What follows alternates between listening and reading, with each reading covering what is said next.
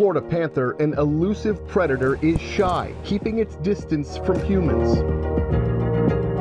But remote-triggered trail cameras installed by the Florida Department of Transportation bring the ghost cat to life. A window to another world, sometimes passing right under our noses.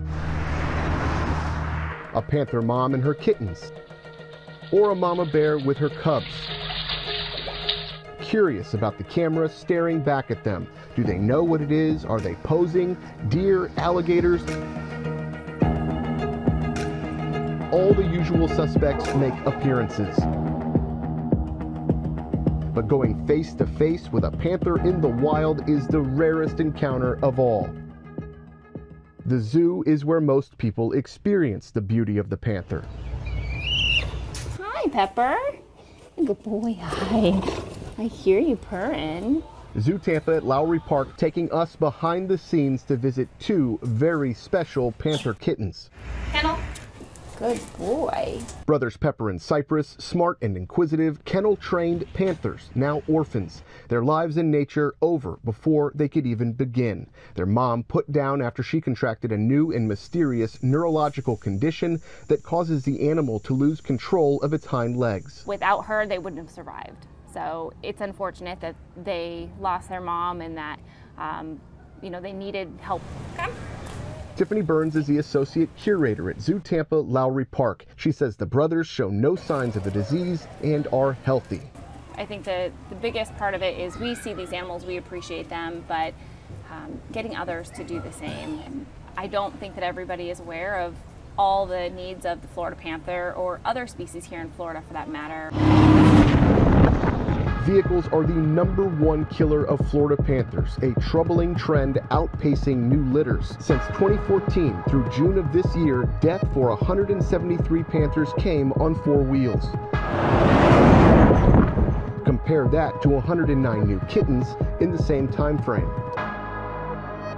During the COVID-19 lockdown from early March through the entire month of April, not a single recorded road fatality. Since reopening, 4 panthers died on Florida roads in May, none in June. That's even with more than 100 wildlife crossings that are helping the estimated 120 to 230 panthers left in the wild cross the road. But are they enough? I'm standing in the middle between two worlds, the one in front of me and this one behind me that is wilderness and the beauty of Florida at its best. Perfect panther territory, but if you turn and head towards the Gulf, houses are as far as the eye can see, and that is why the panther's only option is to continue spreading north. Each red triangle on this map represents a dead panther. The data goes all the way back to 1972, including everything from vehicle fatalities to disease and interspecies aggression. If you follow that map, you will see male panthers trekking north. Biologists say it's common for males to roam central Florida, but not females, and researchers are now celebrating a rare occurrence. A mom and her kittens documented on trail cameras north of the Caloosahatchee River. The Facebook post on the Florida Fish and Wildlife Research Institute page calling it, quote, a new chapter in panther recovery efforts. And the panther's expansion is directly linked to humans. That's going to be more, roadkill. And now there is talk of a new toll road through the heart of panther country. The roughly 140-mile southwest central Florida toll is one of 3 planned across the state. It's going to bring in, more cars. So they don't have a chance. I say panther, you say posse. Panther, posse, panther, posse. Ricky Piers is the director of the Wings of Hope program at Florida Gulf Coast University. You guys got to figure out what animal it is, okay?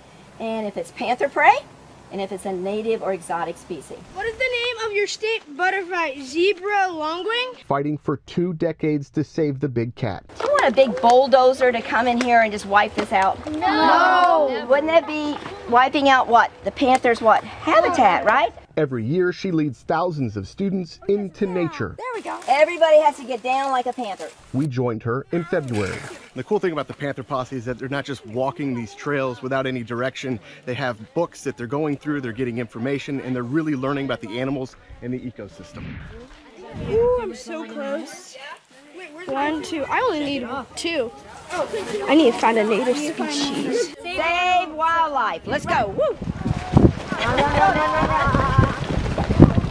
One day in the woods, and these 4th and 5th graders have a newfound respect for the wild. I knew that they were endangered and that they were in Florida, but I didn't know that much. I learned that it's important to keep your habitats secured and not always ruin them, because when you ruin them, then they don't have habitats and then they get extinct. GCU students, that's so important. They're going to be our voters, what, 6 years? Yeah. You know, they may be a governor right over there. Bye, everybody! The environmentalists are worried that I've talked to. They've said that they think that that toll road is more important than the life of a panther. That 140-mile stretch might wipe out the Florida panther population, our state animal. I think that's overstated rhetoric. I will again tell you that at the heart of this legislation is that we design and build with the understanding that our environment and our natural resources and wildlife are paramount. Florida Senator Bill Galvano proposed the legislation for the MCORs. Galvano says the roads are vital to the future of Florida, providing hurricane evacuation routes, upgraded infrastructure for water and electric, connecting rural communities, and to handle the influx of people moving here.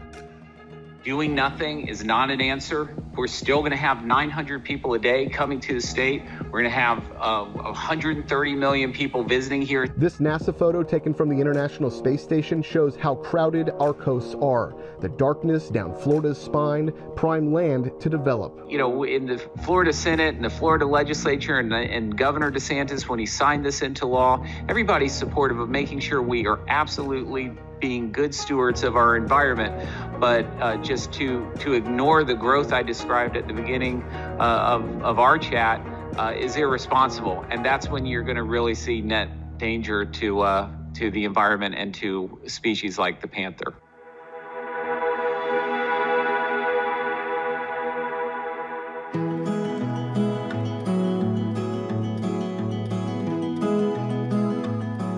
If that road gets built, It's going to be a disaster for the panther. That's just my personal opinion. You know, what I see, what's going on now, my gosh, you know, and for the black bear and for all of our wildlife, because that's panther prey when a raccoon goes across.